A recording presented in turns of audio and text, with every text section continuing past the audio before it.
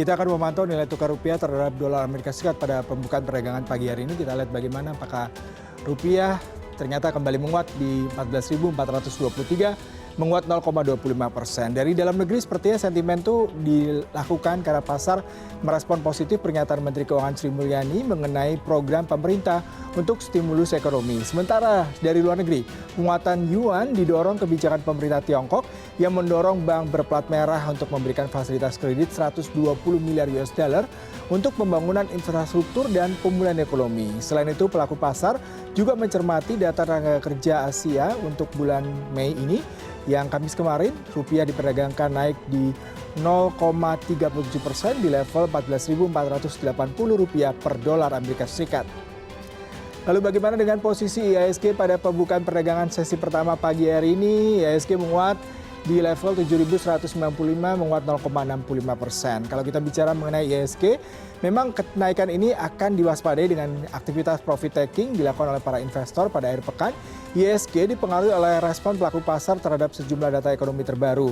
Pertama, ada data inflasi yang naik ke 3,55% year on year di bulan Mei 2022 dari 3,47% di April 2022. Meski demikian, realisasi tersebut lebih rendah dari perkiraan yang sebesar 3,6% year on year. Kedua, adanya penurunan indeks manufaktur di mana 50,8% pada Mei 2022 dari 51,9% pada April 2022. Meskipun turun, indeks manufaktur masih berada di atas batas ekspansi 50 dan indeks harga saham gabungan IHSG diprediksi akan turun tipis pada hari ini di level 7.148,72 pada Kamis kemarin. Meski IHSG flat, investor asing mencatat beli bersih sekitar 341,75 miliar di seluruh pasar. Selanjutnya kita pantau bagaimana pembukaan bursa saham Asia pada pagi hari ini. Semua kompak hijau, terutama yang paling menukik tinggi adalah Nikkei di level 25.598, menguat 3,56%. Kalau kita bicara mengenai bursa Asia, itu banyak beberapa faktor yang membuat kita juga harus melihat Asia ini positif. Pada Kamis kemarin, kalau kita bicara mengenai penutupan, terjadi kekhawatiran para investor, terutama akibat adanya tingginya inflasi dan juga ancaman resesi. Kemudian juga harga minyak yang merosot, menyusul laporan jaminan dari Arab Saudi atas produksi, serta adanya patokan global minyak mentah Brent yang terakhir turun lebih dari 2% per barrel pada 113,36 US dollar per barrel menjelang pertemuan negara-negara produsen minyak di kemudian hari yang diperkirakan akan membuka jalan bagi peningkatan produksi.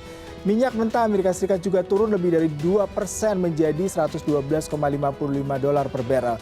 Dari Korea ada informasi sebuah survei baru dari aktivitas pabrik Korea Selatan pada hari kemarin Kamis menunjukkan pertumbuhan yang melambat di bulan Mei karena pesanan impor dan ekspor menyusut.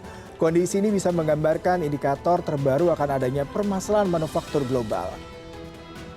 Selanjutnya kita beralih ke penutupan bursa Eropa pada Kamis waktu setempat. Kita lihat bagaimana kalau kita lihat Euro menguat, DAX dan CAC juga, tapi sayang sekali FTSE 100 melemah 0,98% di 7,532. Kalau kita melihat saham-saham Eropa memang melambung pada hari Kamis kemarin, dipimpin oleh nama industri dan barang-barang mewah, namun kenaikan dibatasi oleh kekhawatiran yang berkepanjangan atas perlambatan pertumbuhan ekonomi dan juga kenaikan harga. Kalau kita bicara mengenai volume perdagangan Kamis kemarin terbilang tenang karena pasar London ditutup untuk libur sehubungan dengan perayaan Platinum Jubilee Ratu Elizabeth. Grup minuman beralkohol Prancis Rémy Cointreau naik 4,9%, mengalahkan perkiraan laba setahun penuh dan memberikan prospek optimis untuk tahun ini dan seterusnya. Sementara saham emiten mewah mengikuti LVMH, L'Oreal dan EssilorLuxottica naik antara 1,7% dan 3,1%, memberikan dorongan terbesar untuk indeks. Data menunjukkan biaya produksi zona euro naik 1,2% dari bulan sebelumnya. Di April di bawah ekspektasi ekonomi kenaikan 2,3%.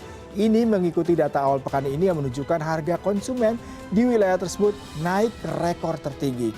Imbal hasil obligasi pemerintah melonjak ke level tertinggi multi tahun karena data inflasi minggu ini mendorong ekspektasi bahwa Bank Sentral Eropa mungkin mempercepat jalur pengetatannya.